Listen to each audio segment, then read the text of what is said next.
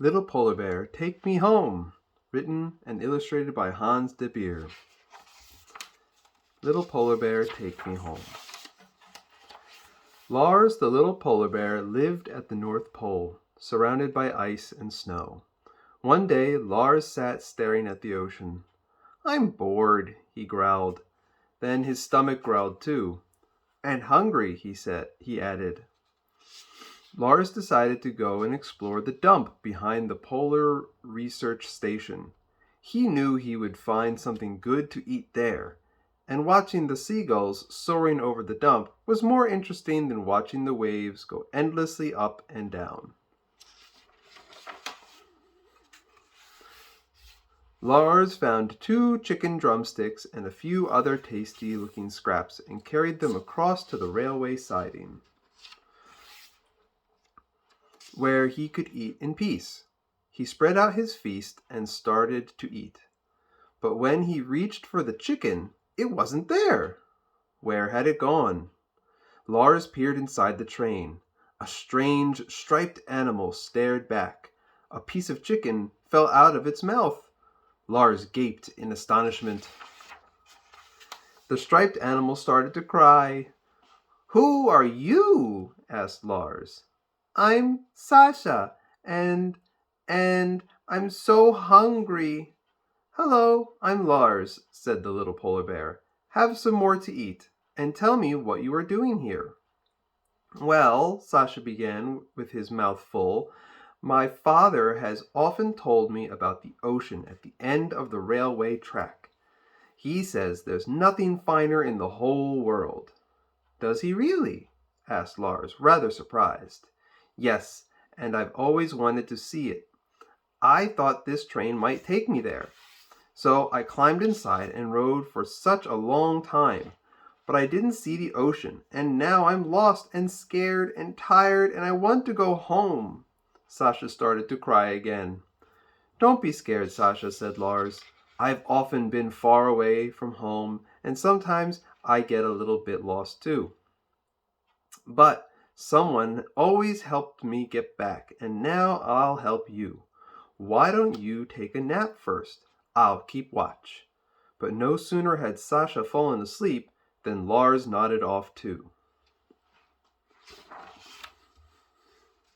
Suddenly, the door of the train slammed open with a loud bang. Lars and Sasha woke with a start. They hid behind a stack of crates while more crates were loaded and didn't dare come out until the train started moving. "We could be in luck," said the little polar bear, sounding braver than he felt. "You may be on your way home already." They climbed onto the crates and looked outside. "Where are we?" asked Sasha anxiously. "We're, I don't know," Lars confessed. Neither of them spoke again for a long time. Slowly, the view outside changed. "Look!" Lars cried. The little tiger. "Trees! This looks like home. Quick, let's get off." "But we'll have to jump," said Lars. He waited for the train to slow down, then he climbed out of the window. Sasha didn't look quite so eager now. "Can't we wait until the train stops?" he said. "Come on, Sasha," Lars shouted. "You can do it." They tumbled off the train and rolled through the deep, soft snow. The little tiger sniffed the air. "Yes, it definitely smells like home," he said happily. "Which way now?" asked Lars. Sasha didn't know. "I can't find exactly the right scent," he said. A huge snowy owl swooped down and landed in front of them. "What are you looking for?" she asked. "Sasha wants to go home," said Lars. "He's still got a long way to go," hooted the owl. "Follow the railway tracks as far as the bridge. Then turn off into the forest. After that, just follow the sun. Good luck." She soared away.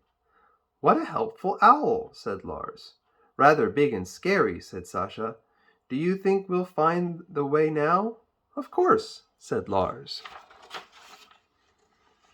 They reached the bridge, turned into the forest, and followed the sun.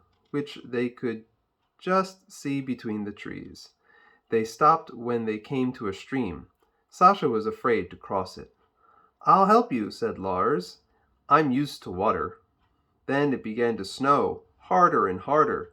Soon a blizzard was blowing in their faces. They had to close their eyes and feel their way forward.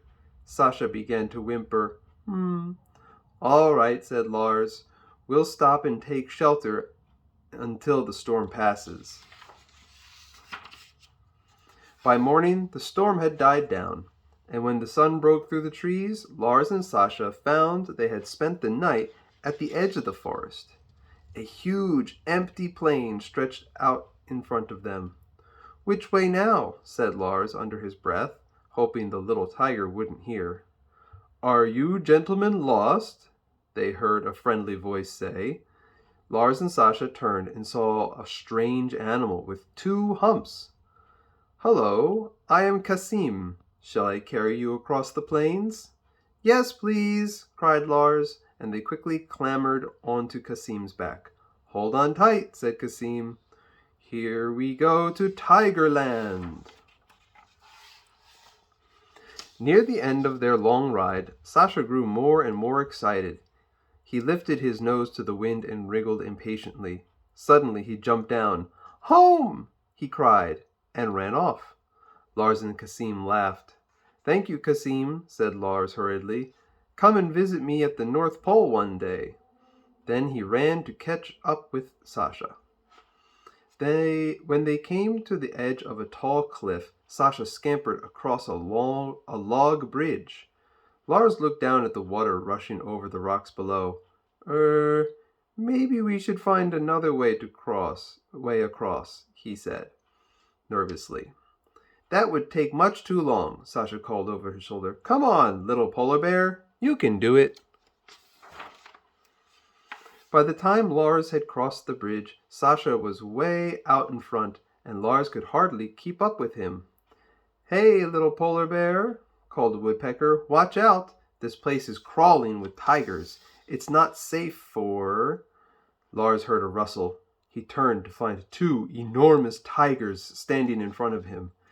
Then he saw Sasha and sighed with relief. "Mama, Papa, this is my friend Lars." "Hello," stammered Lars. His heart was still thumping. "Don't worry, little polar bear," said Mother Tiger. "We won't hurt you." When Sasha and Lars told Father Tiger about their adventure, he smiled at the little polar bear. "Thank you for your help, Lars. Now I'll take you home. Sasha can come with us." "Great! Then I can show him the ocean. I know a really good place to sit and watch the waves," said Lars. The homeward journey was much faster, because Father Tiger didn't lose his way as Lars and Sasha had done. When at last they got back to the North Pole, Lars proudly showed them the ocean. "There's nothing finer," said Father Tiger, while Sasha stared in amazement at the endless expanse of water. "There you are at last, Lars," called Lars's father. Lars ran up to him. "Come and meet my friend Sasha," he said. Father Tiger and Father Polar Bear soon became friends too. Then it was time to say goodbye. "Come back soon," said Lars. "I will, now that I know the way," said Sasha. Lars waved until the tigers disappeared over the horizon. Since then, Lars has never felt bored watching the ocean. Often he murmurs to himself, "There's really nothing finer."